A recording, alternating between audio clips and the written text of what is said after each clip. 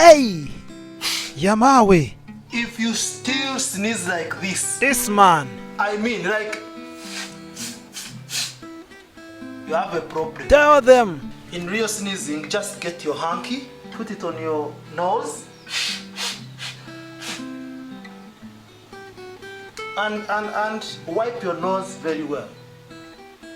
But not doing like this, like this, like this. This is not right.